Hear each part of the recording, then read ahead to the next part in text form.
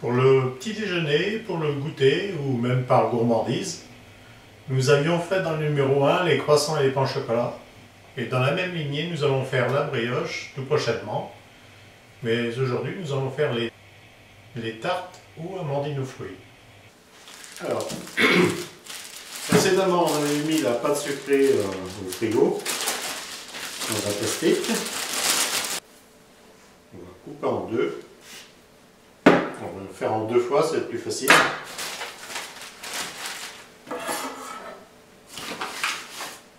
On met un peu de farine, un petit peu dessus, un petit peu dans les mains, et on appuie. On la ramollit un petit peu.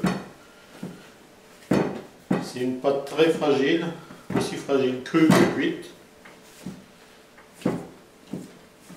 Alors quand on sent qu'elle est ramollie,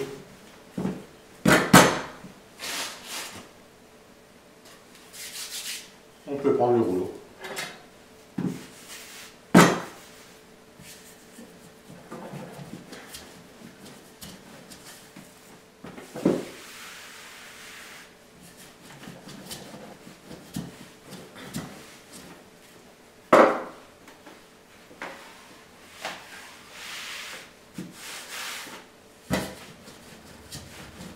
On retrouvera la pâte sucrée très souvent, parce qu'il y en a dans énormément de préparations, de petits et grands gâteaux.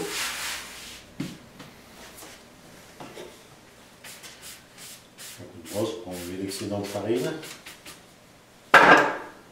Voilà. Alors on le pique. Alors si on n'a pas de pique vite, on peut faire ça avec une fourchette.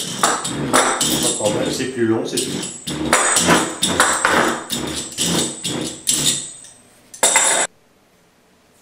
Alors, pour faire une tarte, on pose un cercle. Celui-ci fait environ 4 personnes.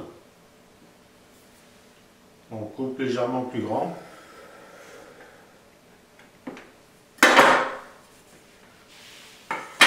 Et on glisse dessus. Ce qu'on peut faire aussi, je vais vous montrer.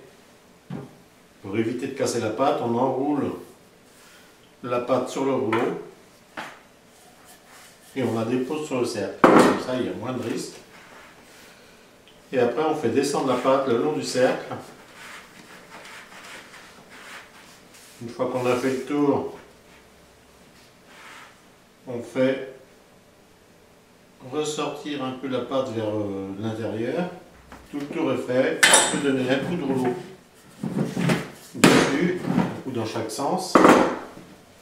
On enlève l'excédent.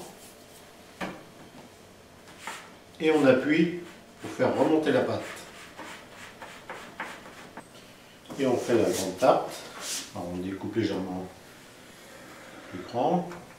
Le restant, on va couper des tartelettes.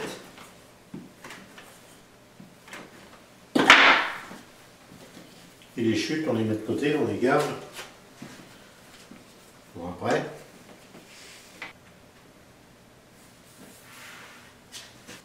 Alors, avec un emporte-pièce de 12 cm de diamètre environ, on découpe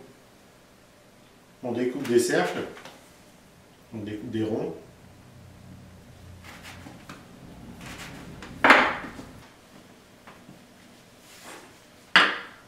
Voilà, et on fait des petits cercles pour faire des tartelettes. Alors, on glisse à l'intérieur. Et on appuie légèrement autour. Alors donc dans la démo numéro 4, nous avons fait cette crème d'amande. Alors la crème d'amande, je ne l'ai pas parfumée, mais c'est volontaire. Hein. Pour moi, il doit rester nature. C'est le goût d'amande. Voilà, vous prenez une poche avec une douille. On l'enfile dedans jusqu'au bout, bien coincé. Et si on n'en a pas, on peut toujours mettre la crème d'amande avec une cuillère, hein, c'est pas...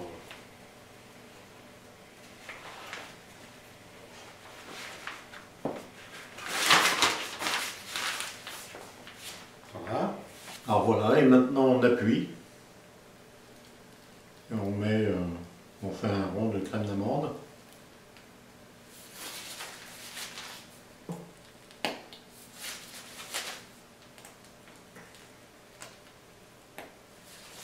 Voilà. Et avec une fourchette, on va mettre les fruits. On a notamment de la groseille.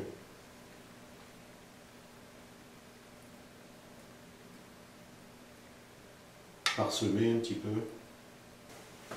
Et avec un pinceau, on ajoute un petit peu de sirop.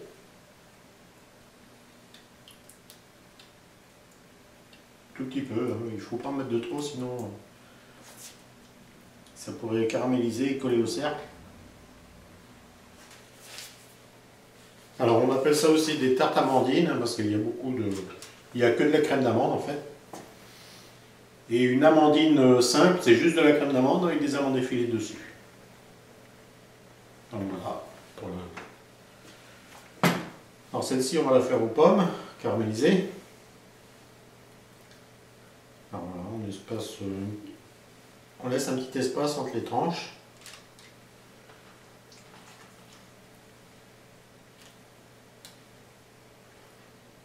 On met les beaux morceaux autour.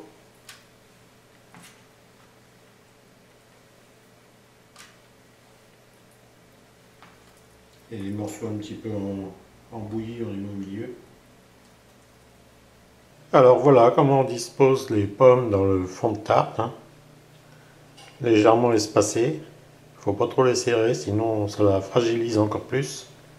Alors après avoir laissé refroidir un petit peu, pour enlever le cercle, comme c'est plutôt fragile, c'est assez périlleux pour l'enlever, on glisse un carton sous le tarte et on soulève, on sépare les deux. Avec un petit couteau, on enlève tout autour, ce qui dépasse. Alors dans une petite casserole, on a préparé la confiture d'abricot. Et avec un pinceau, on va napper la tarte.